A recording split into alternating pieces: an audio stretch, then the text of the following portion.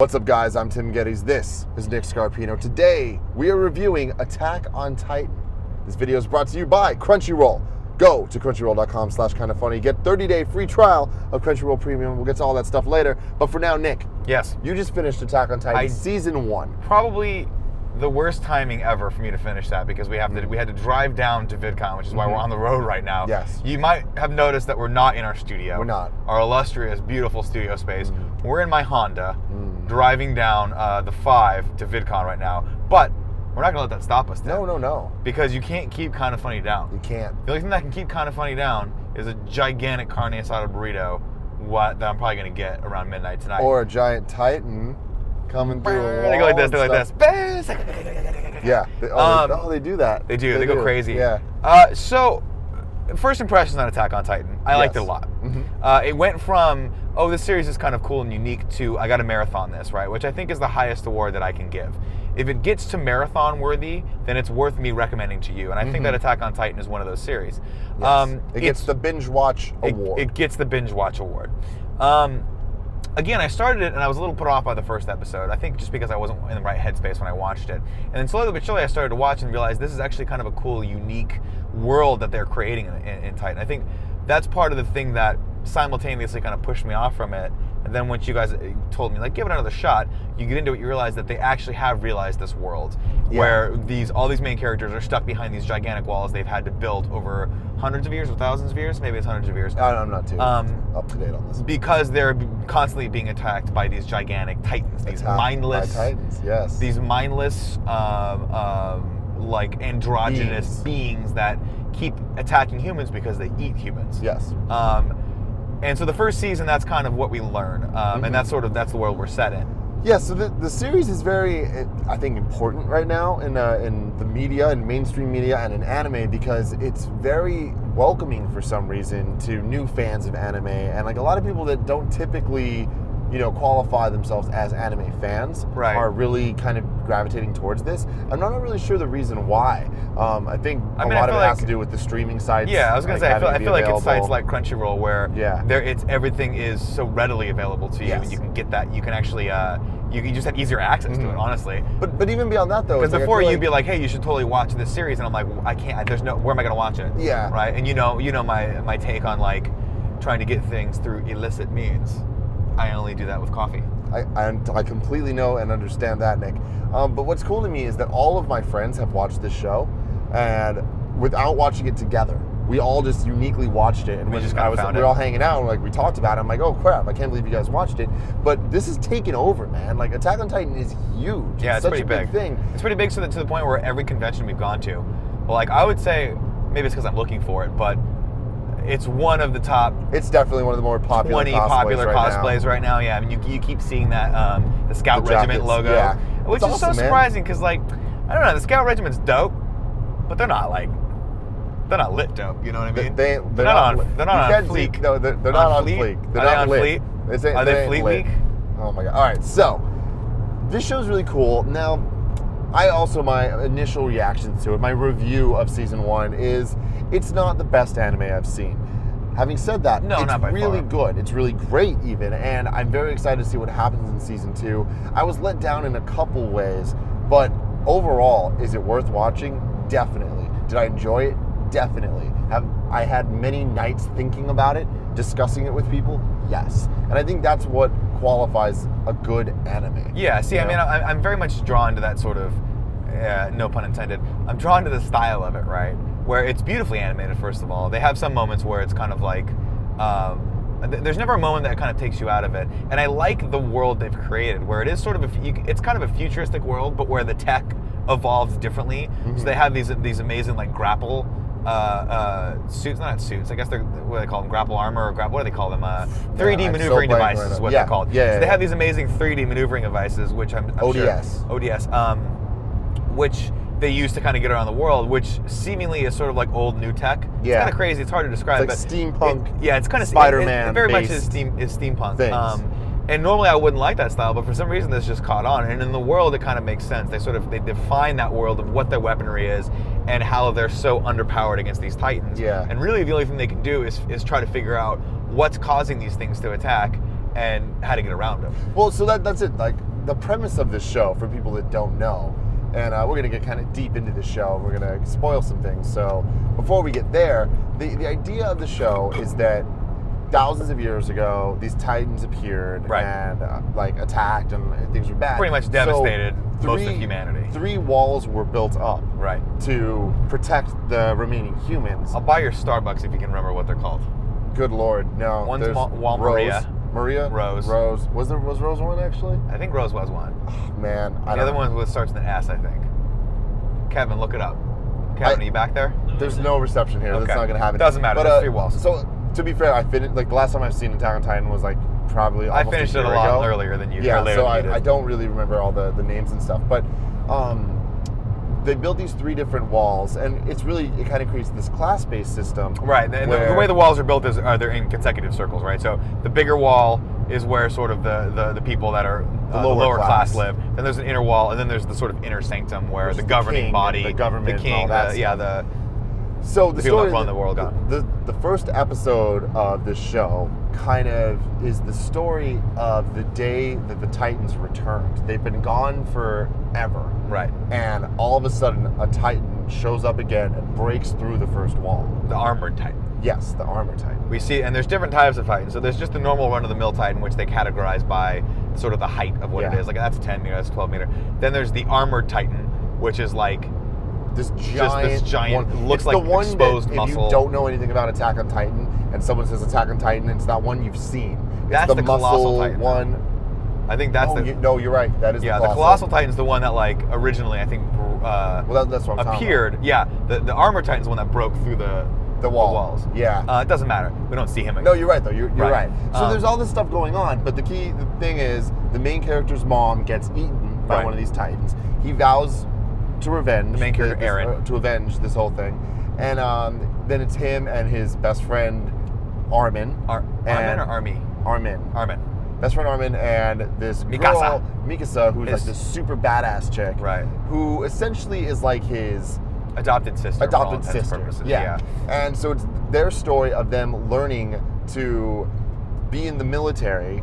Right, so he vows, he was like, I'm going to kill every last Titan there is. Yeah. So he goes into the military, and because he goes into the military, into the forces that basically protect the city, his stepsister and his best friend follow him because they don't want him to die, and they think that by being in there, they're going to be able to help him a little bit.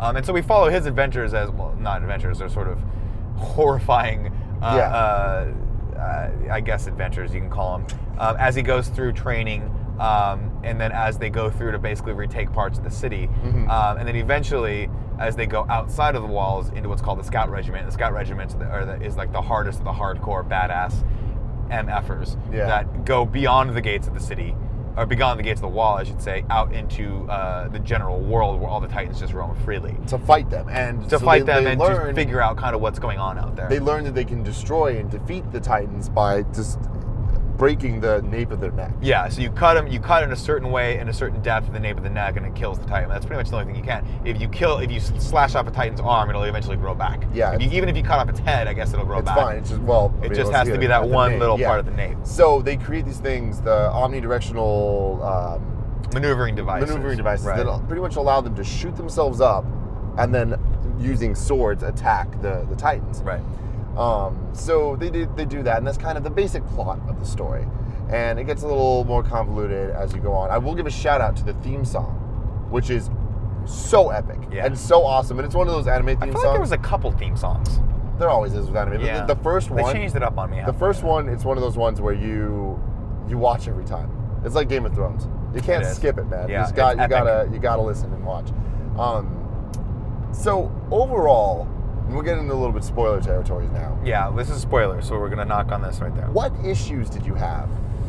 You know, I didn't have too many issues, other than the story starts and we see the father, right? Yeah. And the father says, it kind of whispers to him, I can't remember how it happens, but he says basically something to the effect of, all the answers you need are in the basement of our house, right? Yeah. But they can't get to the house because that part of the city has been overrun.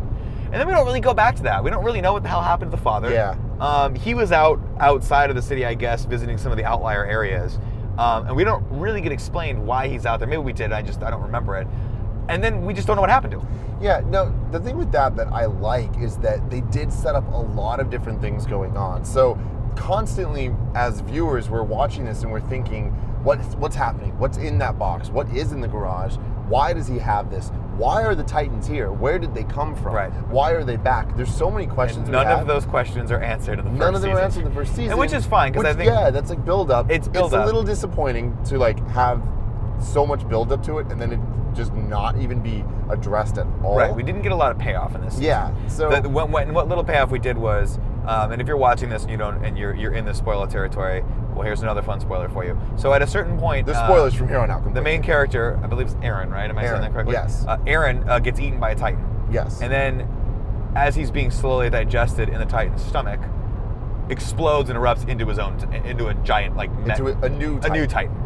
A Titan that's smart and can think, can actually remember how to fight. And so he becomes a basically badass Muay Thai fighting Titan. Yeah. So it's who goes the on a end of rampage. Arc 1. The first arc is kind of introducing the cast of characters right. and the equipment they use and the basic storyline. And then the end of Arc 1 and beginning of Arc 2 is him becoming a Titan himself, right. fighting the other Titans, and then the reaction from the military to like, him being a Titan. You've been this whole time, right? And how they're going to use him. And so I thought that was actually set up for one of the cooler moments, which is at the very, very end of the series, and this is huge spoiler territory, is when they discover that there's a female Titan. Yeah. And they have to figure out, when he goes out into the scout regiment, you don't quite know what they're doing. And it turns out they're using him as bait to catch this giant female Titan to figure out who they are because they've assumed that this is someone that's been inside the wall. Yeah. And it turns out that it in fact is. It's one of the people that he came up in training with. And that to me was very fulfilling. I was like, oh, that's really awesome. See, here's my thing. That's my biggest issue with the series by far, is the fact that it's the opposite of what I was just saying, that they give us all these nice little hints, and as viewers, we're excited we don't know what's going on. Uh-huh. I feel like the pacing of the show is very bad. There's not really any filler episodes, but it's the pacing of the payoffs and the build-ups and stuff is so random, and it doesn't make any sense. And I feel like anybody that didn't know that the female Titan was that girl wasn't watching the show. I must have not been watching it very carefully. I mean, I assumed that it was one of the characters they'd already introduced, because otherwise it wouldn't So it must have been the only woman. Yeah, the only other girl that they spent blonde hair time to focus on. that had the same fighting style. Well, once I saw the fighting style, I was like, okay, I know who this is. It's that girl. But that's what I'm saying. Is it's weird. Alice, is that her name, or what was it? I don't remember. I can't remember it either. Allison, that might have been it. But what was interesting to me is that they did that because from the first moment they told the viewer who it was, but then they acted like we were supposed to be as surprised as the characters were. So it was weird. Well, see, I didn't get it telegraphed to me, and maybe you watched it a little more closely than I did. I forgot about that character because it had been a while since you'd seen her. The show does do a slightly... It's not told in the most straightforward of ways. Yeah. And so they jump back and forth a lot without a lot of context as to what's going on. Sometimes there's flashbacks. Sometimes they're just randomly jump from, like, you're out in the middle of the scout regiment being attacked, and then all of a sudden we're back at a training camp, and people are being picked for that. And you're like, wait, what's going on? There's no context given to where these characters are. So it's a little sloppy in that regard. In just that there's actually a lot of stuff that happens in the first season, but they jump back and forth, and it does get a little confusing. Yeah.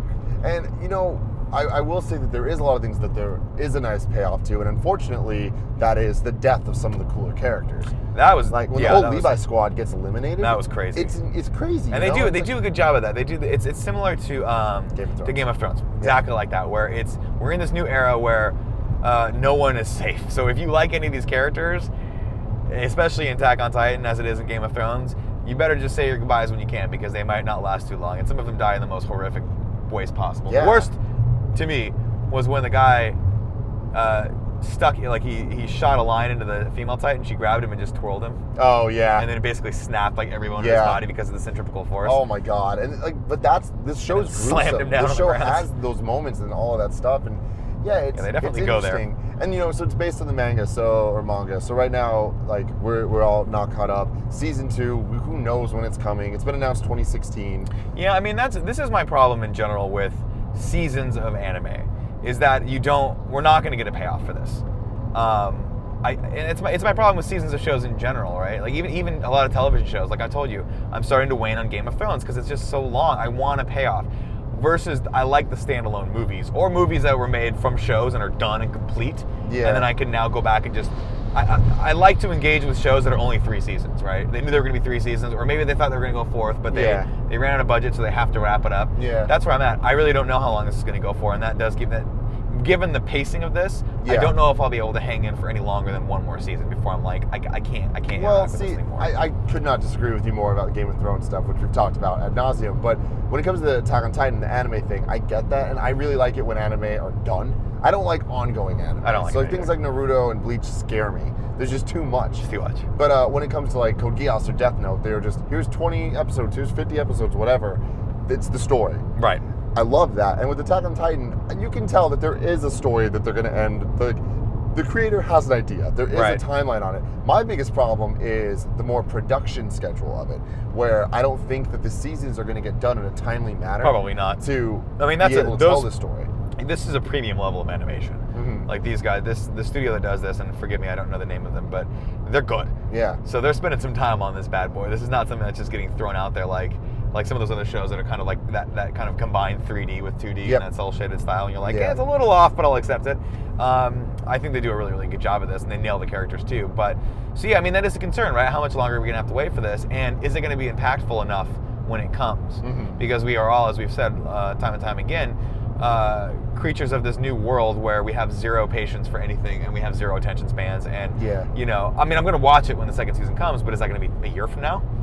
Yeah, I mean, that's the thing. How long is it going to take? 2016. Now, also, there is the movies that are just now being released. The Part 1 came out in Japan last week. Right. Part 2 is coming out next month. Okay. And it's coming to America soon. I probably won't watch those. I probably will, just to... Unless an overwhelming amount of people tell me to watch them, I'm not going to watch They're going to. I've heard mixed things. I've heard more good than bad.